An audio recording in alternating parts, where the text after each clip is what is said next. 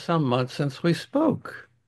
It has. It's been a while. You've been very active though. I've seen a lot of posts and you've been very busy promoting and Well, you're yeah, very generous that and attentive that you follow my Substack blog.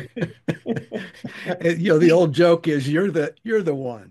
well, there is that, but I feel that way little bit here as well. So As I understand, that's my first question is I wanted to know what you've been up to.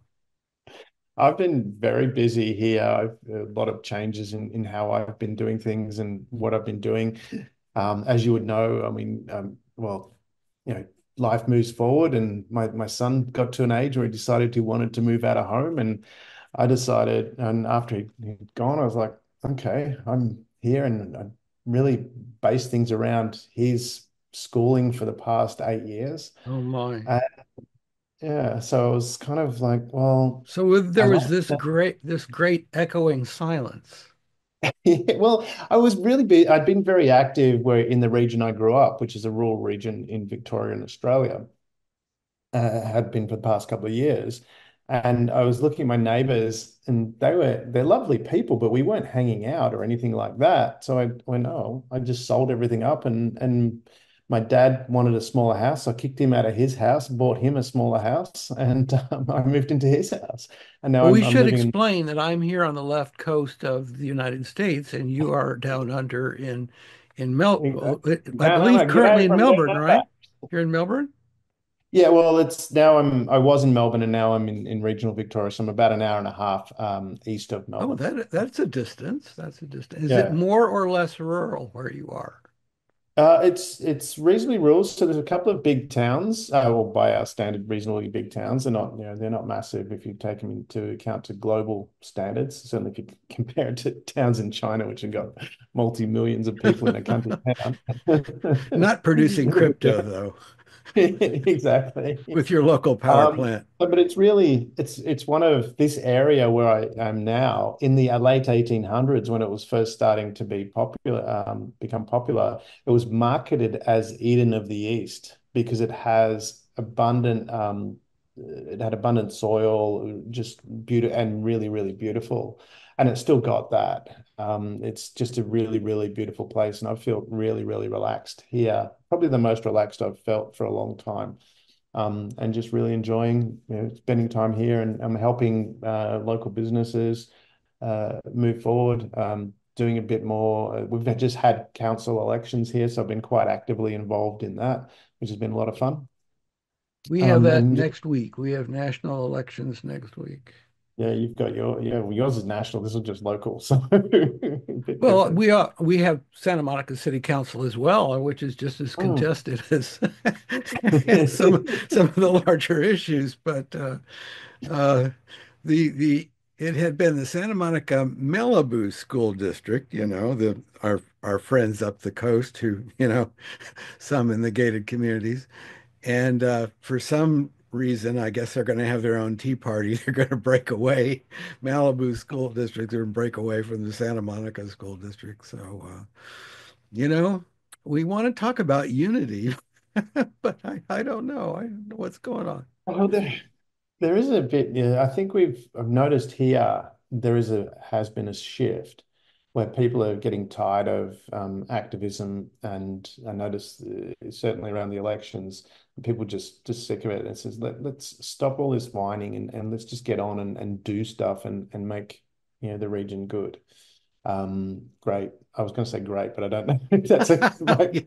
Yes, we don't want to get into slogans. Well, I went good, and I went good, and then I went good doesn't sound very good. right, right, right, right. Well, years ago, and actually, I think it was right before, it might have right before Reaganism came in here, there was a book that was very popular in political circles called Small is Beautiful. Yeah. And it was all about downsizing. And I think that, the idea of more local control, that's one of the things that internet technology presumably was going to do for us. I had a friend who nowadays he would be called a social media guru, but back in those days, He was just a techie, but he had been involved in some of the outreach for the Barack Obama campaign. And Okay. they were early adopters of what would be called today social media in terms Mm. of publicity and outreach. And part of that had was budgetary. It was less expensive, not than it is now. And this fellow's Christian Crumlish, and he wrote a book about the experiences on the campaign. But he said one of the things that they discovered, besides the fact that they were very effective in what they were Yeah. doing and in reaching what was a different and a younger demographic, one of the Mm. things they discovered was the power of grass. They rediscovered, which certainly had been true in politics for a long time.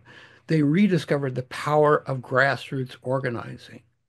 And they Mm. felt as though that social media was going to really open an era of much more activism and personal involvement. And the analogy he gave was, he said, people seem very disempowered. They seem very Mm. disconnected.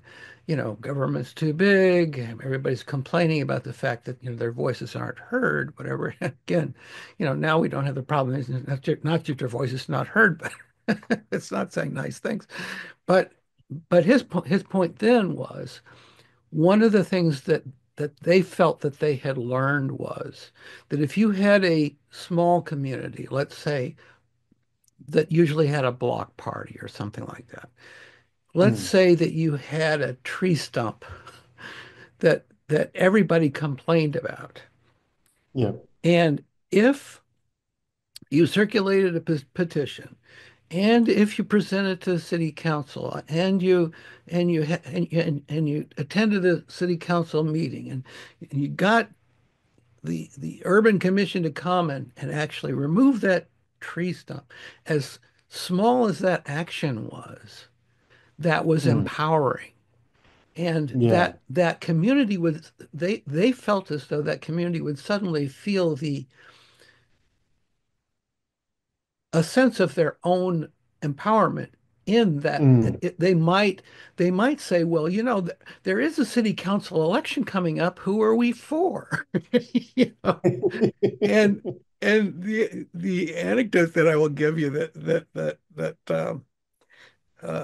my wife particularly takes some credit for is that years ago, and this was about the same time, she had started a grassroots organization in Santa Monica called Unleash the Beach.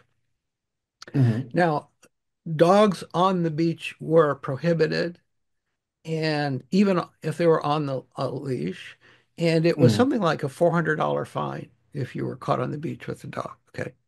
Yeah. There were other cities up and down the coast that did have dog zones. Now, not the whole beach, but they had some part of the beach where the dogs could run and play in the surf. So her petition was simply to create a dog zone on Santa Monica Beach. And Yeah. there was one fellow who was running for office. They also wanted a dog zone down there, which was near the end of the runway at LAX airport. But it was basically a part of the beach nobody used because presumably maybe engines would be falling off planes or something. I don't know. But but the guy who was running for mayor down there was fully in favor of a dog zone on that beach. And Yeah. he said, I'll hook up with you and we'll have combined, fundraising parties and whatever. Well, I went to one of his fundraisers and he ran on three issues. He ran on the dog beach, Mhm. student teacher ratio, and what he called responsible and safe local government. Yeah. He confessed to me at the end of that party, he said he got more checks for the dog beach than anything. So, take what you will from that, you know? Well, there is that, and I've noticed that here as well. There's a certain common sense that if people there's things people want for the enjoyment of life, and I've noticed here they can focus on these big um, what can be called, attracting a lot of attention issues, but they not really do anything beneficial to the grassroots of what people want. And a lot of people just want to get on and enjoy their life.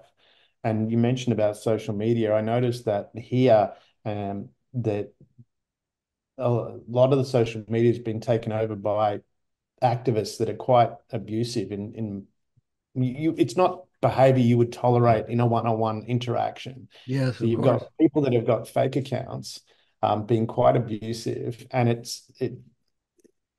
I think it's done to silence people, and that's where from in here, this region here, where I've been around for a while, but just quietly.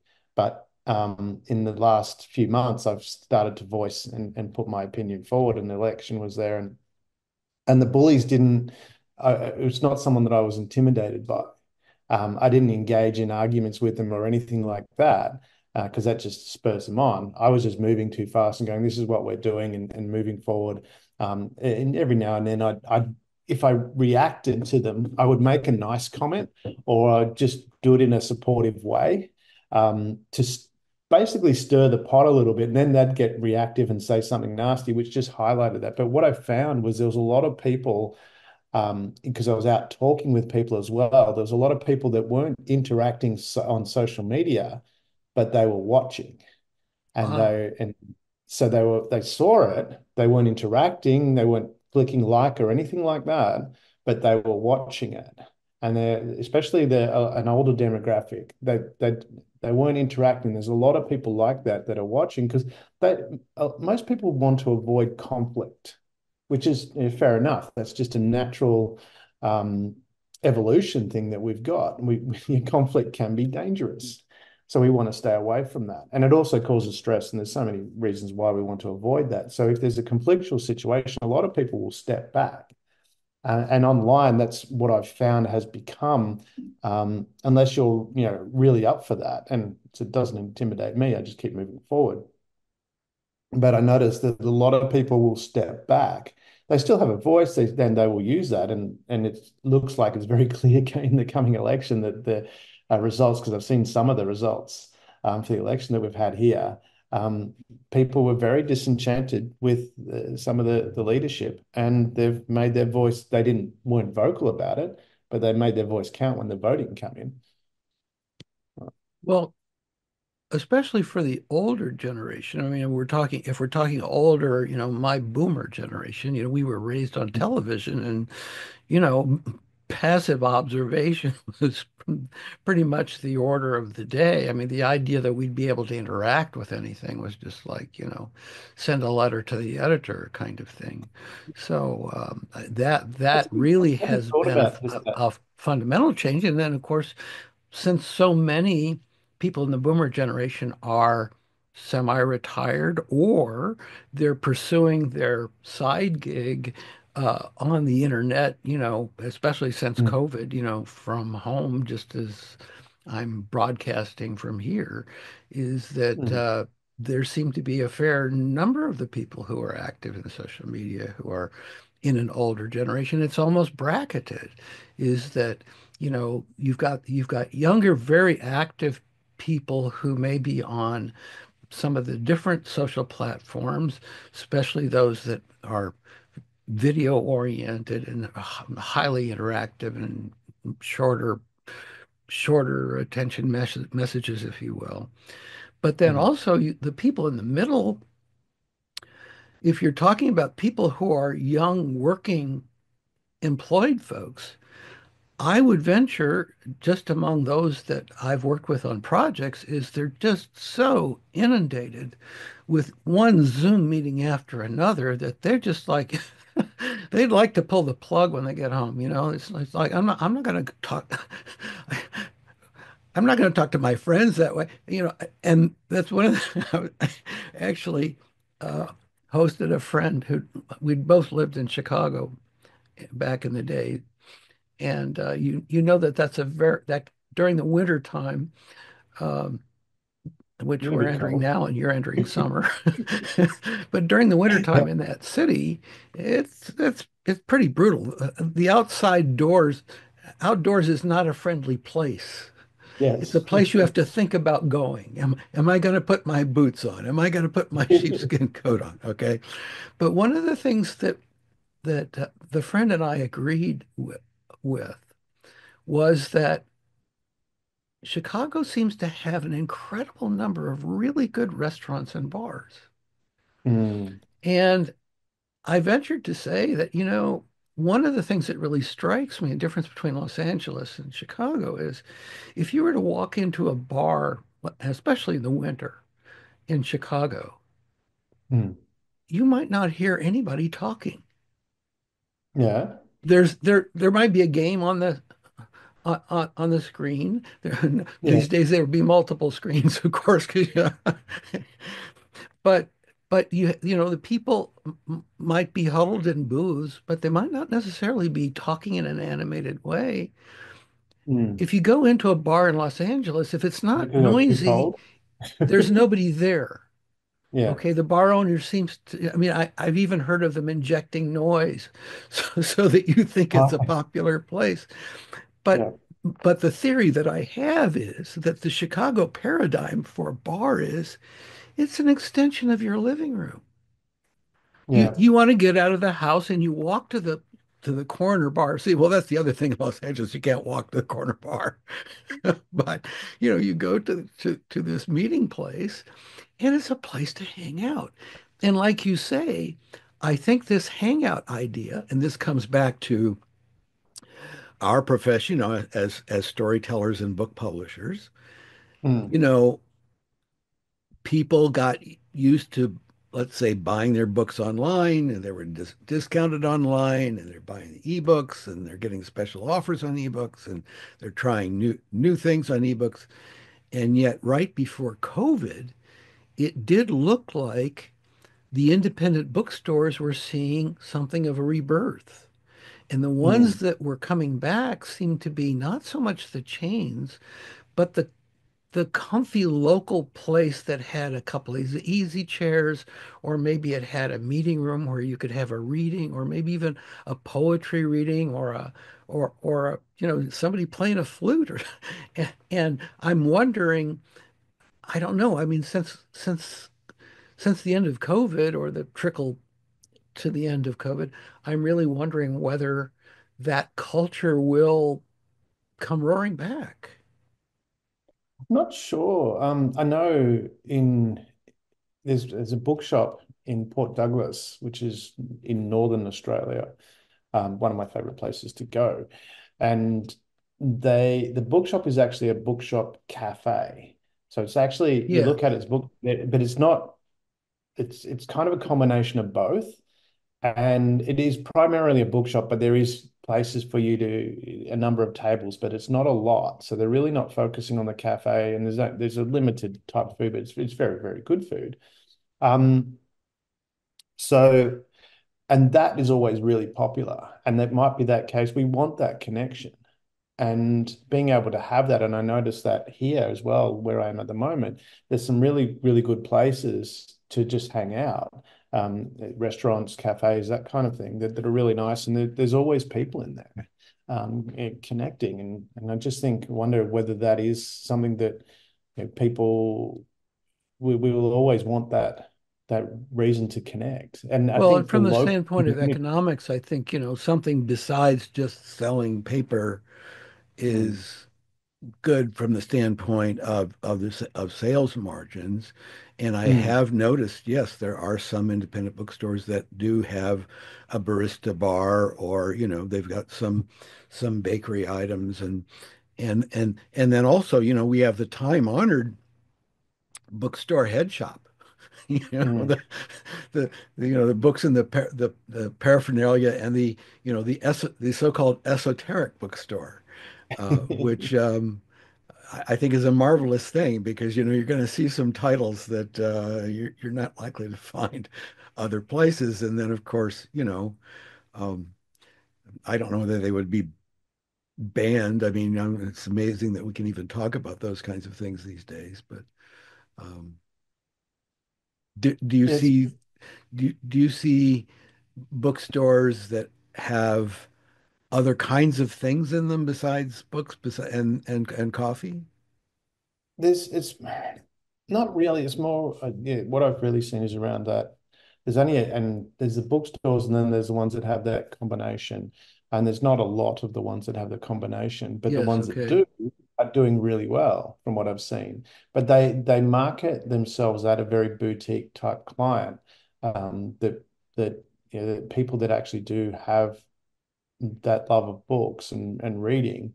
And they have a very good quality service, good quality food, which I mean, again, this is just the common sense with as far as business goes, but it's funny how many people don't follow that. But I think there is a genuine people do want that connection. I guess it's probably different with the younger generation because they are so used to that screen that we were talking about before, where your people will passive the older people passively watch something which is kind of similar to reading. You're passively watching that, but whereas the younger people are more interactive, and it's harder to have. I remember as a kid reading choose your own adventure books, but you don't, there's limited interaction with someone else with a book, and maybe that's part of, that process as well. The younger people are more looking for that interaction. Well, I think also, and this may seem stereotyped or perhaps ageist, but I will say that the people that I have contact with in the younger generation have no books, records, tapes, DVDs. Yeah. They have bare walls and they're proud of it. And I think that has to do with the digital generation that just doesn't think Mm, physical media are relevant. And it's funny because we have a phenomenon in our neighborhood, and I don't know how widespread it is elsewhere, but it's called the free local library. And there are these little wooden kiosks at the end of some of the blocks that simply have are stocked with used books. And it's mm, almost like, you know, leave a book, take a book, supposedly. Nobody cares, but mm. it almost seems as though, I mean, even in the hardcovers, it's like, oh, this isn't something you keep in the house. This is just clutter. So Yeah. if you do happen to have one of those, you're gonna donate it. And I've noticed some old school fund drives where it's like, give us your used books. But if you go even to the public library, they Mm. have their own used bookstores, and it seems as though they're trying to just offload their shelves. Uh, Well, it seems I mean, it's interesting you mentioned it because we've got here, and it's not far from where I live. Just recently, they built a brand new library. It's quite a stunning architectural design, and that is used. And I've noticed it quite when I've been there. There's generally a few people in there, and it has quite a decent patronage. Um, and also too, we have what's called street libraries here, where people just create. It's literally a box that they yes, yes, create. that's It's what like I'm a little talking about. Yes, yeah, yes. yeah. So yeah, so and there's still quite a few of those around as well. I'm not sure what the patronage is of those, but there's still a few people that you have the street libraries around. So I'm just wondering I wonder how you would get data on that as to who actually does Well, use those kind of. there is a website for I forgot the name of the organization here that does sponsor them because or support them.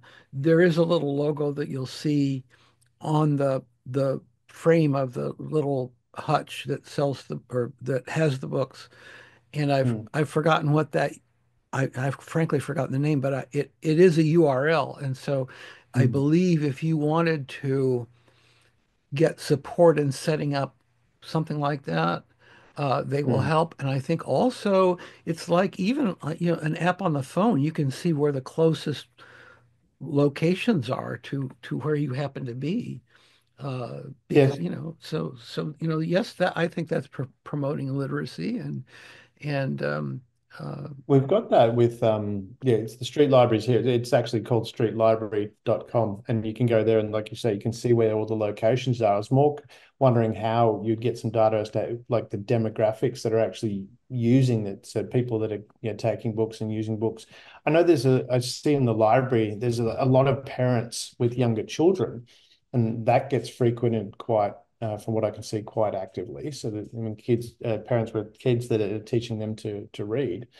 Um, so yeah, that's an interesting component. Well, I have found, as you and I have discussed before, I have found that in the fiction space, setting one book in a series, presumably the first, but not necessarily, setting one book in the series, the ebook as free, is a way to Mm, kind of keep a fan base growing and building because I think that, I mean, even I'm not going to spend $30 for a hardcover book of somebody that I've just never read before. I mean, I'm just, mm, I might check them out of the local library though. I mean, yeah. if it's available there, which it might not be if it's somebody new or somebody that is emerging.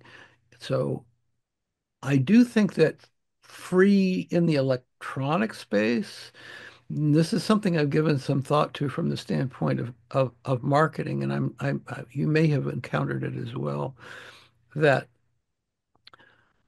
I think that the subscription model of something like, say, Netflix or Mm, Amazon Prime, you're talking about something that probably was an annual subscription.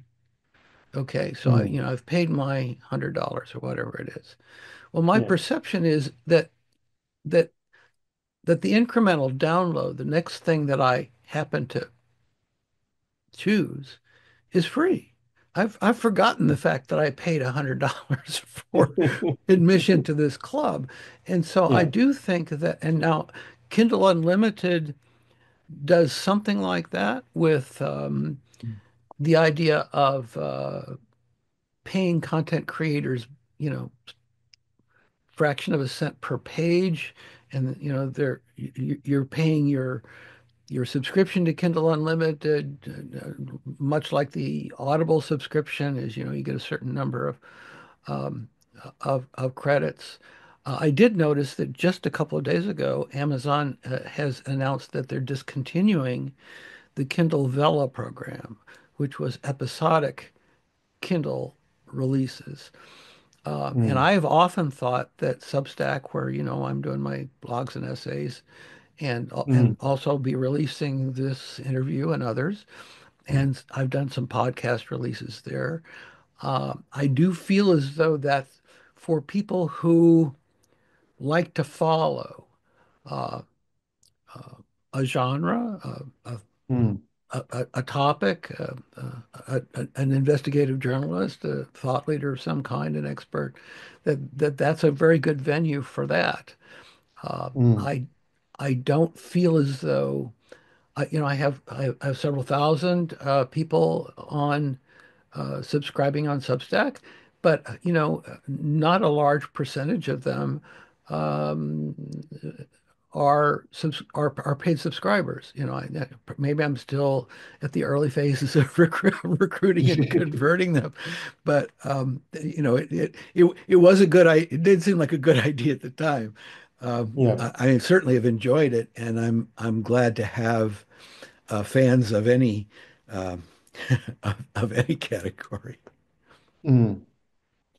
I mean, that's an interesting, the subscriber model, I think, is something that does really seem to work quite well.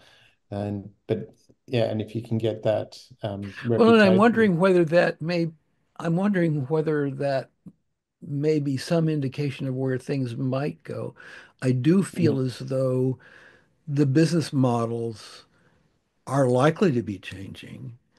And I don't, I did read a book recently by Shirik Agak, Ag, Ag- Agapitov, I believe his name is, who is he has a virtual reality game company, and he provides monetization tools for game developers. And his vision of the future in VR land Mm, is that we're all going to be moving around between content creator spaces, and we're those are going to be funded by micropayments, and the micropayments will be invisible once we're in the space.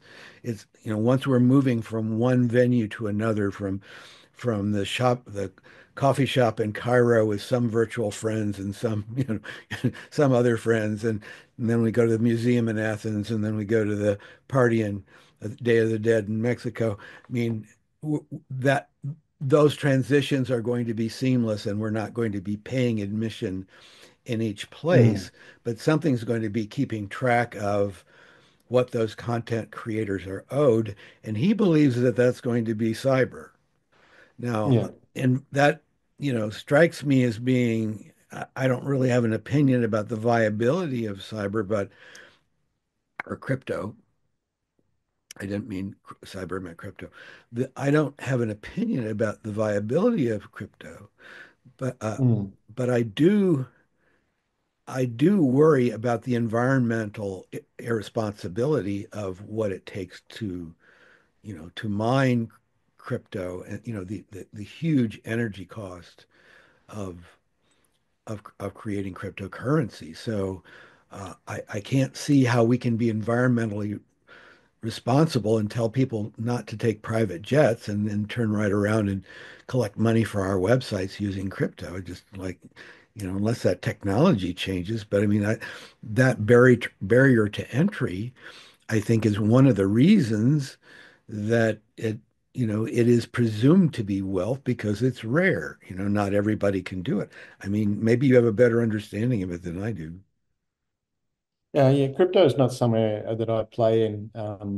It's from an investment point of view. I mean, I have a No, private but I equity mean, company. even from the standpoint of, would you feel comfortable as a content creator taking rather than using PayPal or Venmo or something else for your Stripe to accept subscriptions, you know, if you I mean, for example, if I accepted crypto, there's a health spa down the street that, that has a sign on their sales register that says we accept crypto. So it's okay.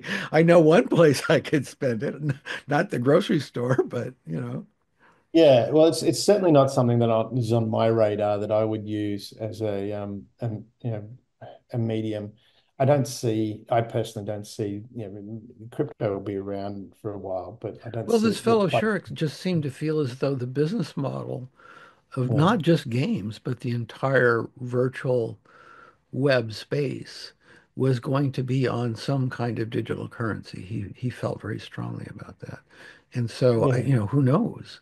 I mean, the idea of and he was even going so far as to say, I did review his book on the Substack site, Thinking About Thinking, but um, he was going so far as to say that he felt that it wasn't just going to be games, it's going to be anything, any kind of content, any kind of Mm. value add.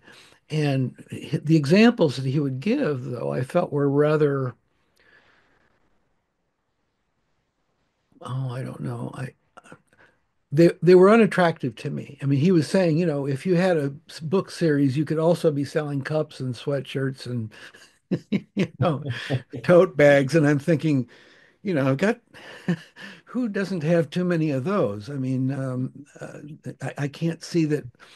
I don't think that anybody who would be drawn to my literary fiction is going to want, you know, I mean, well, some of my romantic comedies, maybe a Rollo Hempel sweatshirt or something, but I mean, that, that's just, life is too short to just start a business to do that and watch Well, and isn't that? I mean, the watch it book struggle. publishing is a business.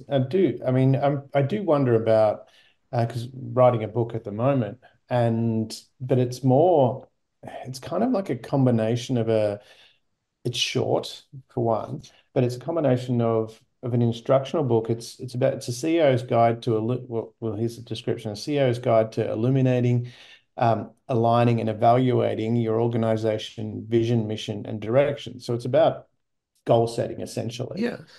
and it's targeted at a CEO. But what it is it's actually a workbook. So we go through and look at what are the drivers, and they fill it out as they go through. So there's little bits of story, but then they've actually got to interact with it as well. And again, it's short, but then at the end, they've got because habits don't change overnight, you have to repeat things. So then there's a process at the end of the book where there's 30 pages, which is 1 month, of going through and doing all the different steps to actually then make the changes that we talked about in the book. And then you can actually, once you've done that, like any evolution, you actually go through and a year later you do it again. Is the process. So trying to, in that sense, it's a nonfiction book about yourself aligning and becoming a better leader, but it's interactive. So it's not just read it but you've actually got to follow the steps as well. So, Well, and your website would support them in that aftermarket activity, right? After they've correct. got the book and they're involved in exercises and they may want meetups or coaching or And there's certain, some I mean, value-added there's services. aspects of promotion around that is actually because you can be active. It's not just, okay, read a book.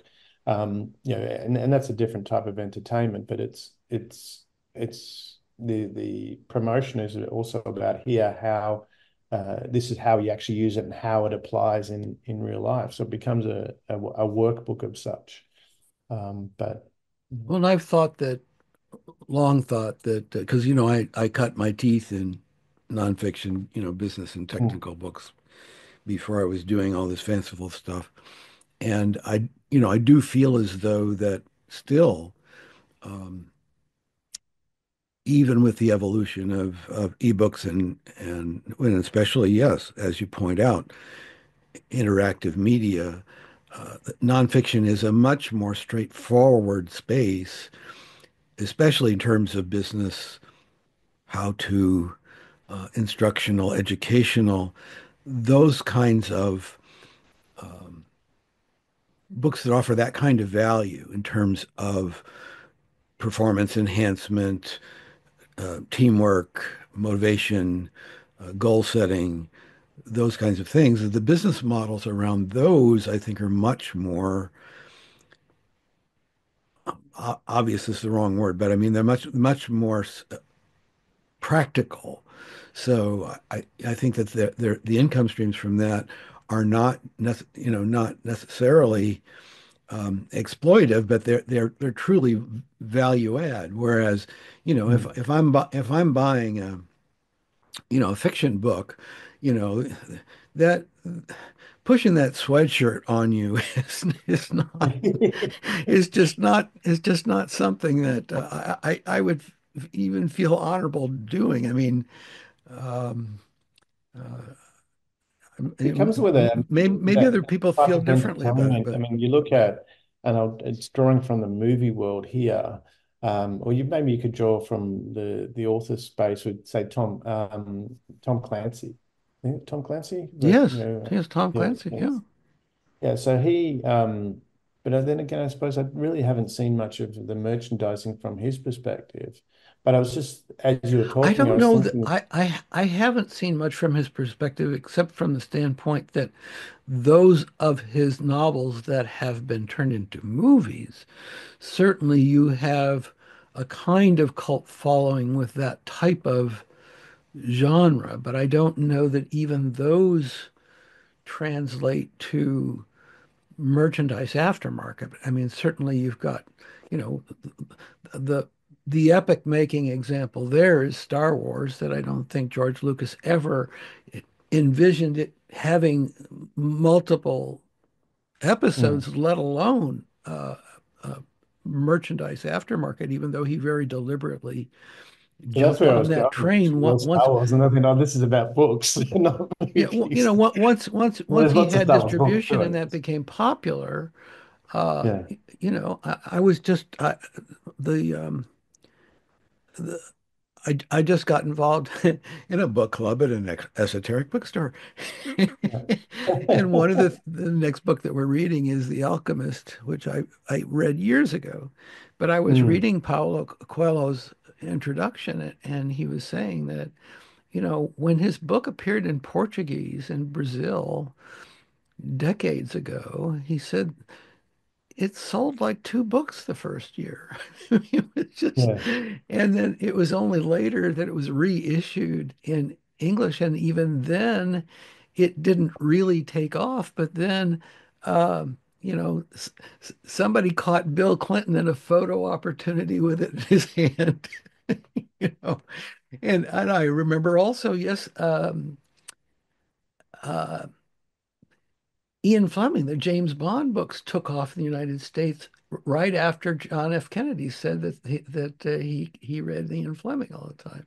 yeah. So yes, there are those viral miracles, if you will, But of that's what mass it takes. marketing. And that's, I think, what a lot of people don't realize when authoring a book. I mean, it's one of those things that you've got to um, consistently put out there. There's a book called The Shadow Work Journal, and that is a young girl come up with, and it's extremely well put together. And it's a very short workbook. It's 130 pages. It's literally a workbook, but it doesn't It look is a like much. But workbook. Okay. yeah, so it's a workbook, and it's following Jungian philosophy of your shadow and exploring things that might be holding you back. Really? Which what and that book, she was promoting that a lot on TikTok and a number of those. So, and all she'd be doing is she'd be sitting there and she'd read a part or fill out a part, and just a very short little clip about that. She did that for 4 years, and then it went viral and sold over 1 million copies. Um, but then 4 years is probably not a long time frame compared to some other works that took a lot longer to Well, become maybe for popular. you. But I mean, this is where people, I mean, we forget that people are creatures of habit, and we build on what we know. And from my books, which are both fiction and non-fiction together, part of that aspect of that was drawing from, as you mentioned, Star Wars, was the non-fiction parts can become characters and offshoots. So it was actually designed that way. Um, and I remember, oh, what was the name of the show? There was Boston Legal, but there was a show before that. I can't remember what it was called LA now. Law?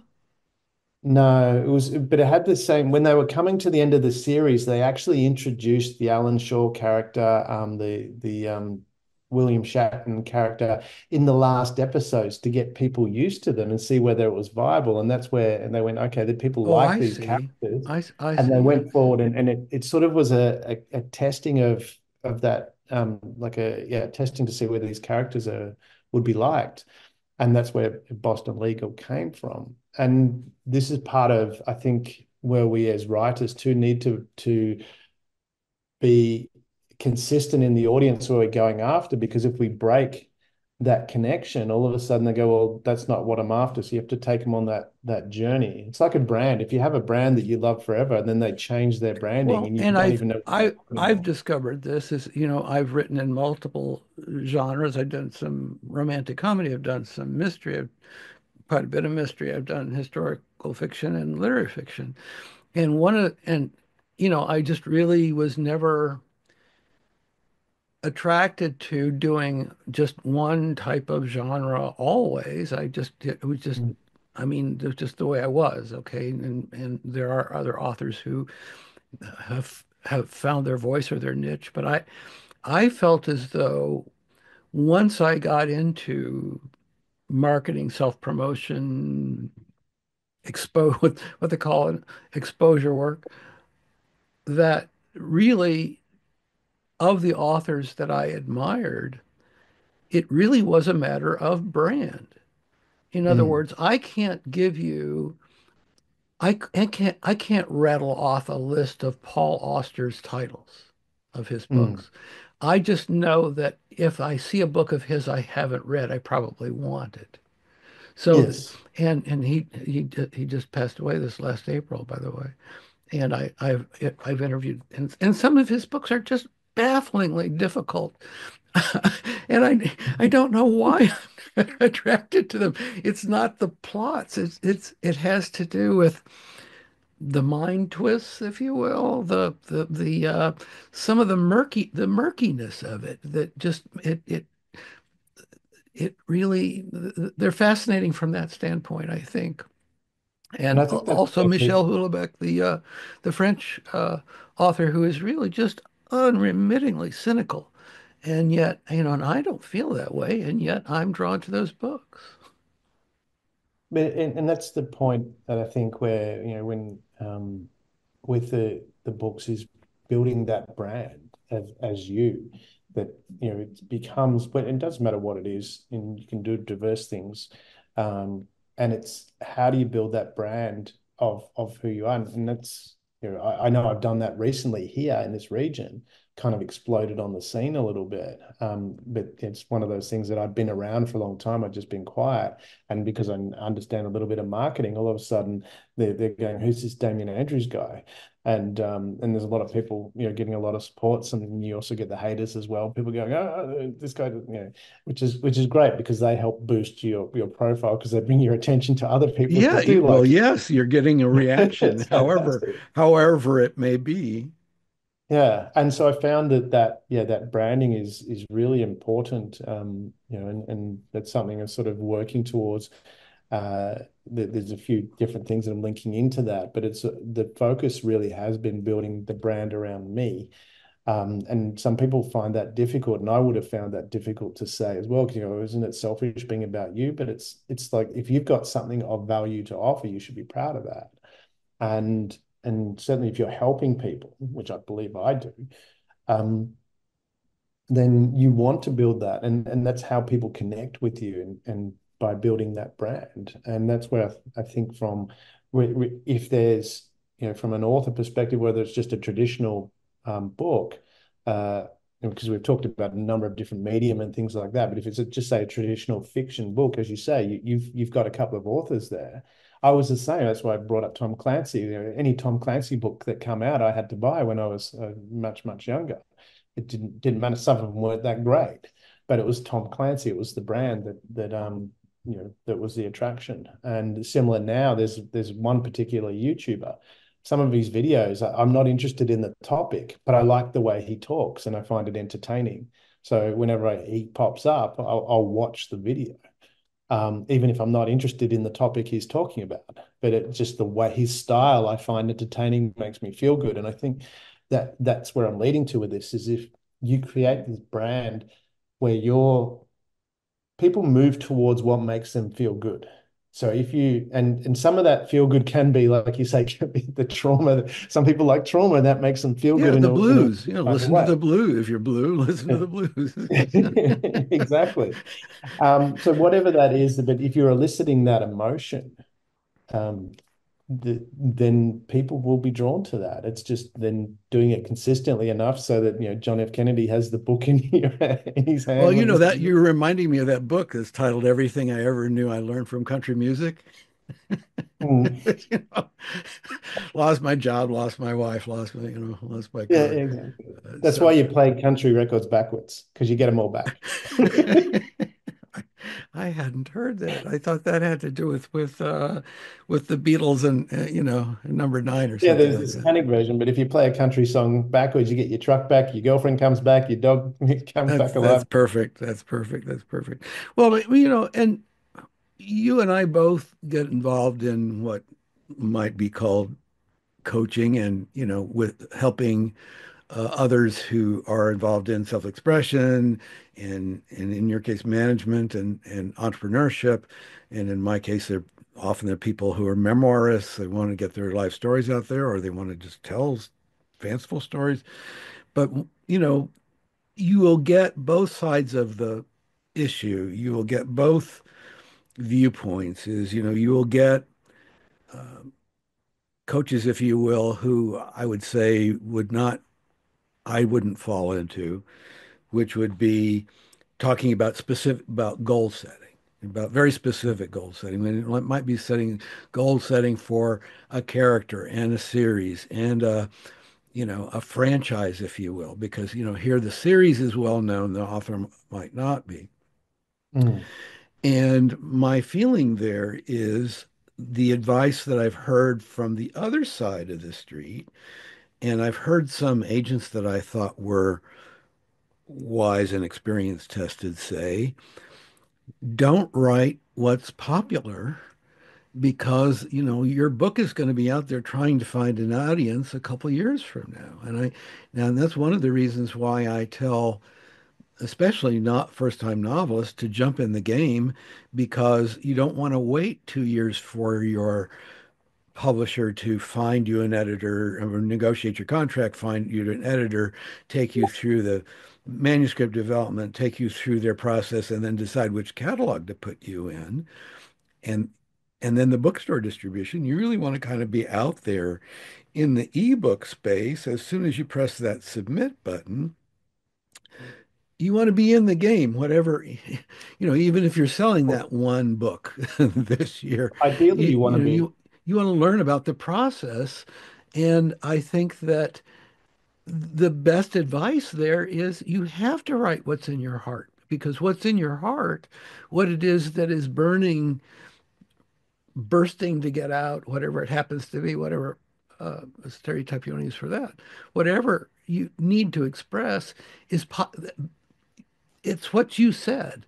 People want, they don't necessarily know what they want in terms of details, but they know they will want what will make them feel better. Well, what will make them feel better tomorrow? Well, what is it that you might want as an author? What is it that you want for yourself? I mean, you were talking previously, it was about what you want for yourself. Your Yeah, here your son is you're an empty nester now, and yeah. you've moved to a more rural part of the country, and you're delighting in nature. And so you who if someone had told you 2 years ago that these are the things that will be surrounding you, you might Mm. not have been able to anticipate that.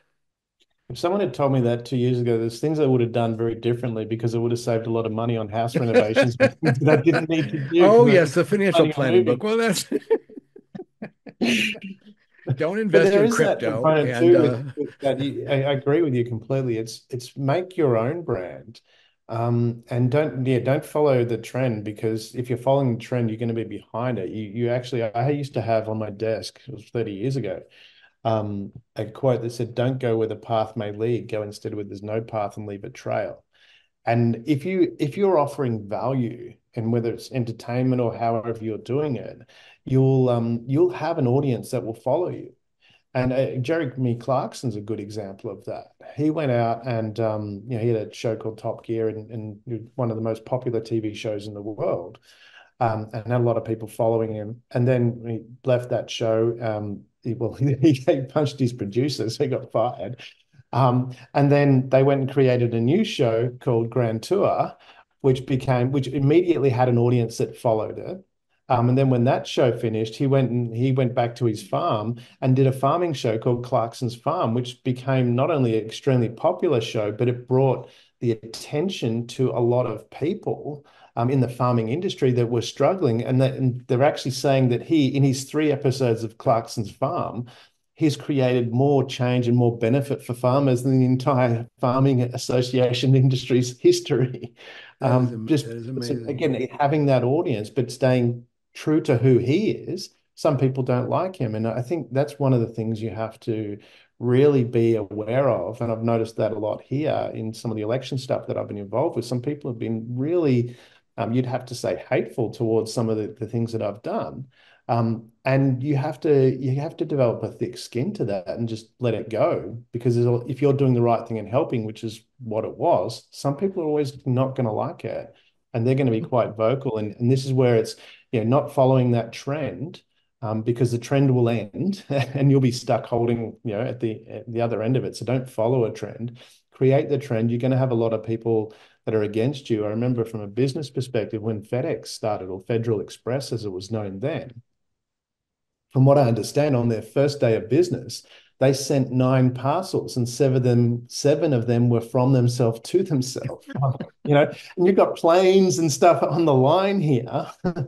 And it's just having that commitment to sticking to what you think is true. But if you do that, you will develop your brand, and then you'll have a loyal audience that will stick by you. Is what I've found. I find that I have a lot of loyal people that that I've helped out over the period of time, and I can call them up or I say something's going on, and they will support it. Well, Damien, we're coming up on time, and I'm going to go way out on a limb and just venture that I bet that there are people who are listening to us now who are going to want to get to know you better. How would they do that?